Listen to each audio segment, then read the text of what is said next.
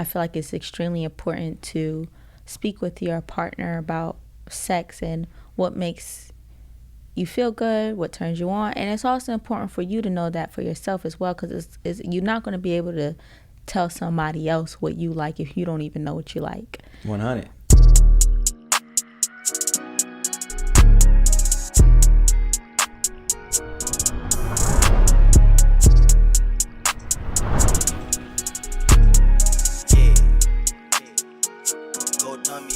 Welcome to the Golden Mentality. This is going to be our first official podcast we've been saying we were going to do for the past few months. First admitted.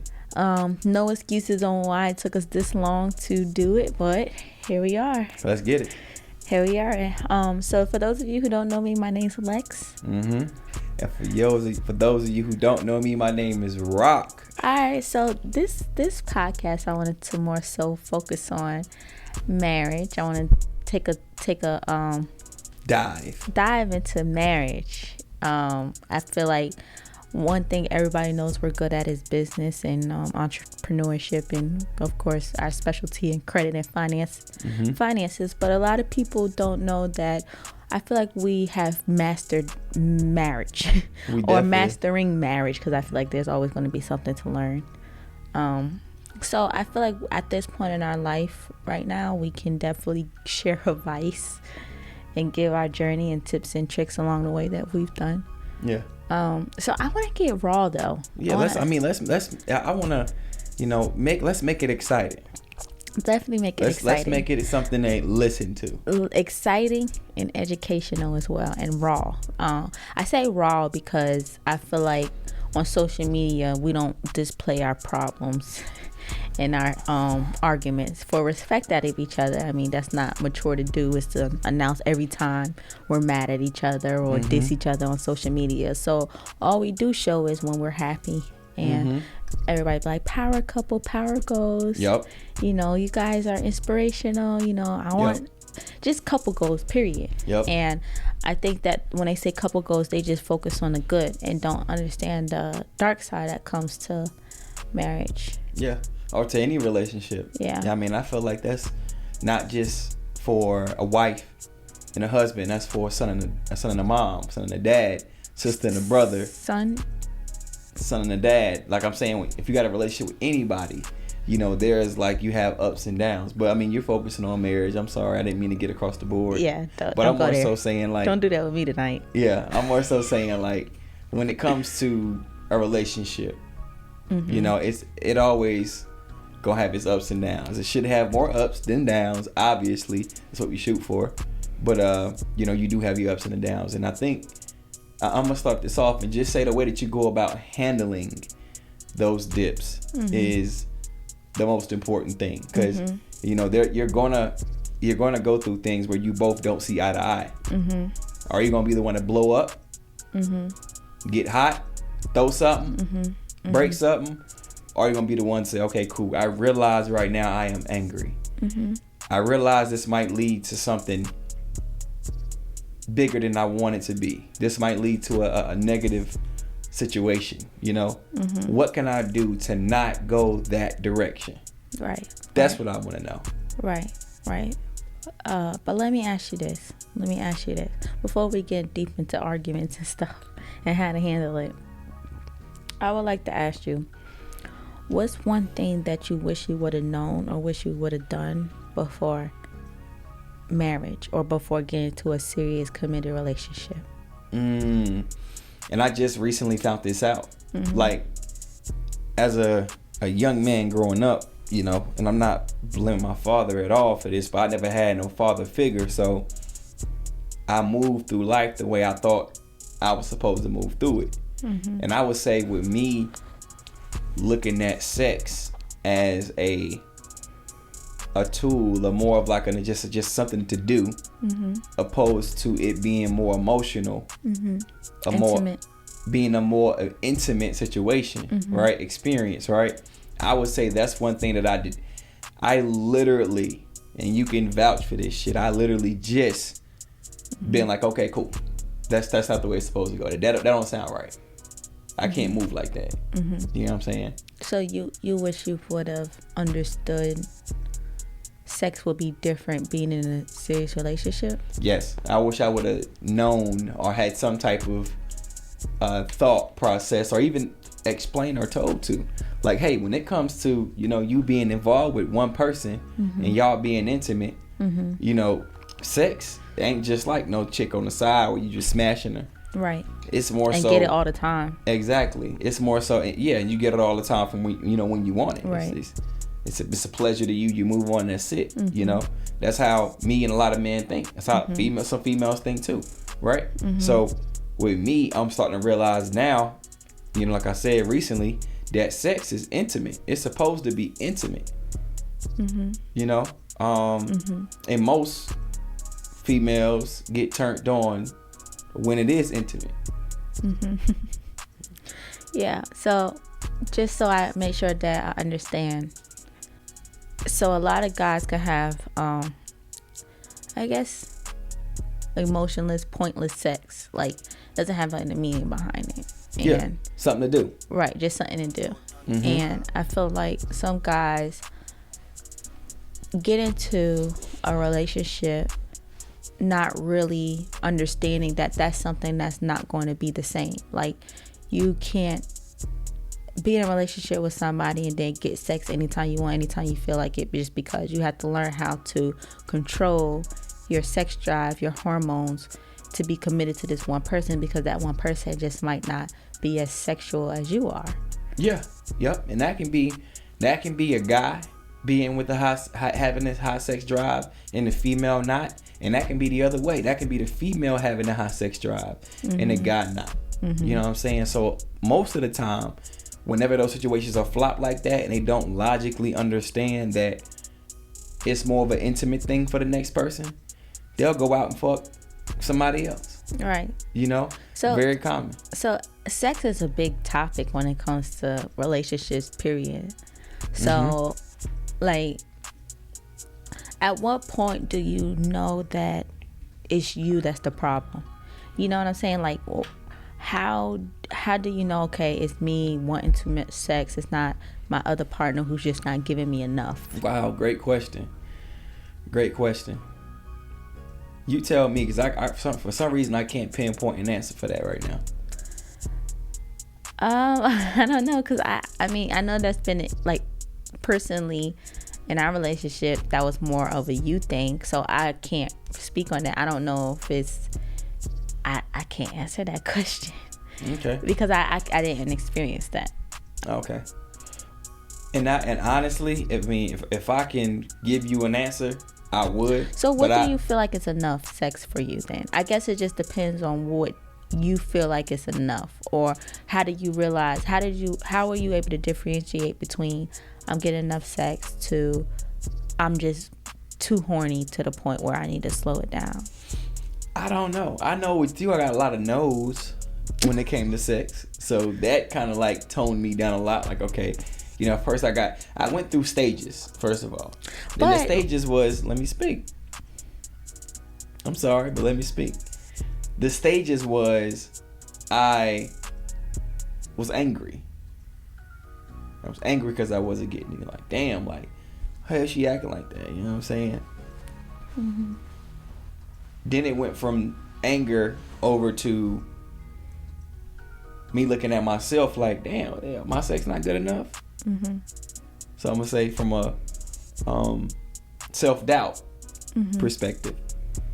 And then it went from self-doubt to you communicating with me and letting me know that it was an issue. But before we got there, it was definitely more anger. I feel like it was going back and forth between self-doubt and anger. But then, like I said, over time, I felt like it was me and my home, like me talking to myself, like, look, now you can't keep acting like you gonna, you know, getting your mood toe back because you're not having sex. You know what I'm saying? Something gotta change. So I'm like, cool, let me find a way to turn this switch off. So you good now? I would say I'm a lot better. I think that, I don't know if you know this, but I feel like my sex drive has increased when yours decreased. Because I feel like these chicks don't want you when you want them. Don't want them to be all on you. No, I feel like a big part of that was just me communicating to you. I know me as a female and a lot of other females struggle with communicating with their partner of what they want and how they feel. And I always just expected you to realize or know just based off of you being with me so long, how to turn me on, what turns me on, how to have sex with me. And I didn't come to realize that you just didn't think like that. Like, you couldn't have meaningless sex with me, and you didn't know that it was hard for me to have meaningless sex with you. So I was able to communicate with you what turns me on when it comes to sex, that I haven't communicated with you before. So with that being said, I feel like it's extremely important to speak with your partner about sex and what makes you feel good, what turns you on. And it's also important for you to know that for yourself as well, because you're not going to be able to tell somebody else what you like if you don't even know what you like. 100. And also, I feel like it was a time where I was emotionally just down for a while. Yeah. Last year, like the end of last year, so it was hard for me to even just be happy, let alone have sex. 100%. But I feel like I've been able to, get my emotions under control, get my feelings under control, and also, more importantly, communicate better. And that was one thing that forced me too. When your dad passed away, on top of, we was already in a situation where I had a high sex drive and you didn't. You know what I'm saying? And then your dad passed away. It went from me having a high sex drive to you having a low sex drive to you not having no sex drive. Mm-hmm. So the switch got turned completely off. Was I angry?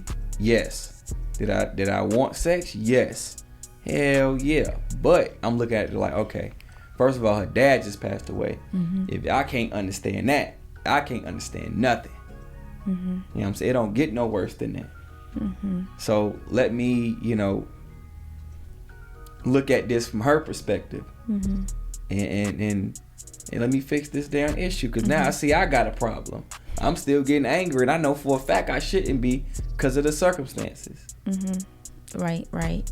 So I think when it comes to sex, long story short, I think that getting into a relationship with, if you're used to being sexually active with multiple different people, when you're about to get in a serious relationship, you got to be ready to, if that person is not a high sexual person like you, you got to be willing and ready to, stop all of that. Yeah. Because it's very selfish of you to be with somebody, be committed to somebody. Well, you're not really committed if you're out here still messing around, but just not thinking about how damaging that would be to the other person.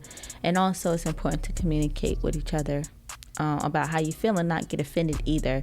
I feel like I caught myself getting really offended when you wanted so much sex from me, and I'm like, damn, like, now you make me feel bad because I'm not sexually pleasing you, and all I could think about is you going out sleeping with somebody else or things like that. But then, do I force myself to have sex with you? So we for a while we were like having a hard time being able to balance that.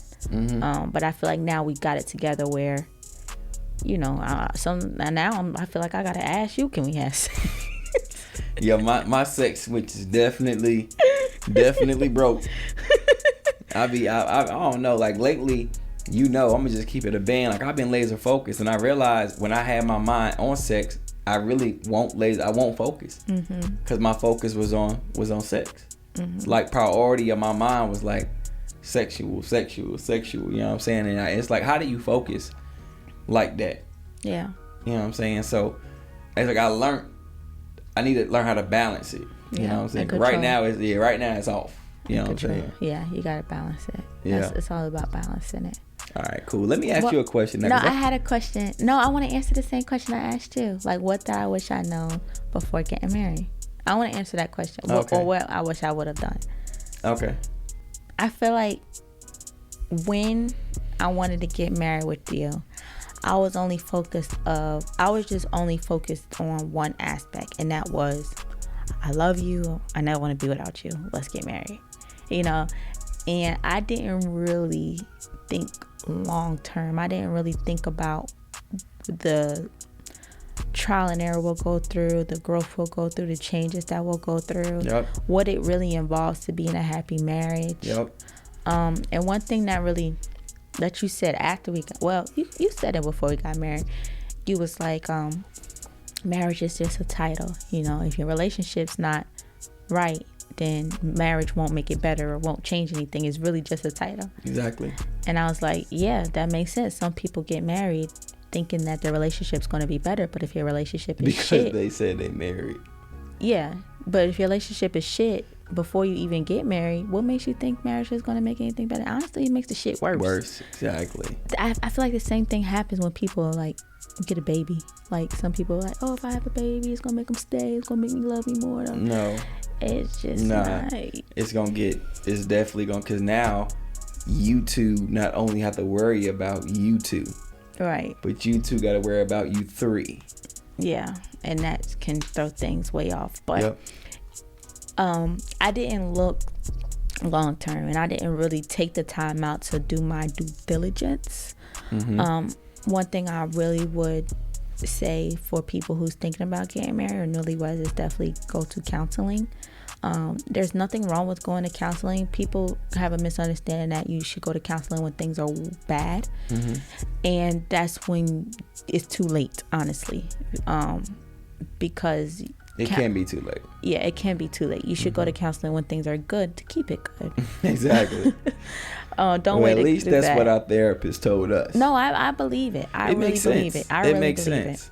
But one thing I wish I'd done is really fully understand what I was getting myself into, and I'll explain that a little bit later. But also, more importantly, I wish that I was personally ready for marriage. I feel like I wasn't fully developed myself to be able to get into marriage. What I mean by that is I just depended on you heavily, and wasn't personally grown. And I felt like one downside that we went through was having to grow individually and also be together.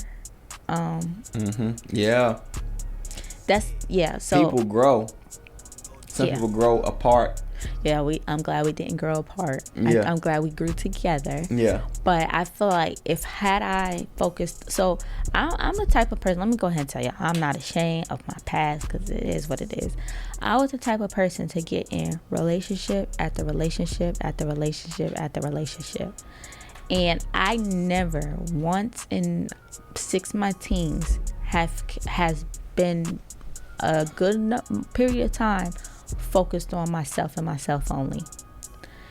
And all I ever focused on was another man, making another man happy, making sure me and him are good, etc. And I felt like I wish I did have somebody in my life to, teach me what I know now, because I did have to learn the hard way. And I came to the point while being with you, I was like, damn, I never really explored myself. Like I never really had a moment where I'm growing myself. I'm just focused on myself. I got to worry about myself. I got to worry about nobody else. Never. So I feel like as I got older, as I got mature, I look back, I was like, things were extra hard because I didn't just focus on getting my mind right, focus on getting my personal growth right. So I took you through things that could have been avoided had I done that. Does that make sense? Yeah, it does. But, I'm very happy that, I'm not saying I'm done growing, I'm done. Yeah, no such thing. Blossoming. But I really do, I am very grateful and glad that I was able to take this journey with you, because you helped me in the right direction, because I could have been with somebody else who was actually holding me back or taking me to another direction. Because if you guys don't know this, who you choose to be with has a very, very impactful, huge impact on your life. Yep. And I think people really underestimate that. I feel like people just thinking about love when they're with somebody. Oh, I've been with somebody for so long and I love them so much. Yep. Now, fuck that. I'm with Rocky because he benefits me, for one. We're beneficial to each other in a good way. It's not like I use him, he uses me. This is a lopsided ass thing. It's about give and take. Exactly. You benefit me, you help me grow, you take me to the next level, you inspire me. Love is just like it's gonna come. Like, people love me that don't even know me. You know what I mean? Like, you acting like love is special to have. Yeah. You know, so love is gonna naturally come. But I feel like people just be with people because they got history together, they love each other, and they got something connected them, like, for example, like a kid. But it ain't really like, no, you're my partner in life and we're gonna grow in life. You know what I mean? You're gonna help me become a person I want to become, and I'm gonna help you, and vice versa. Okay, cool. Love it. I'm down for that.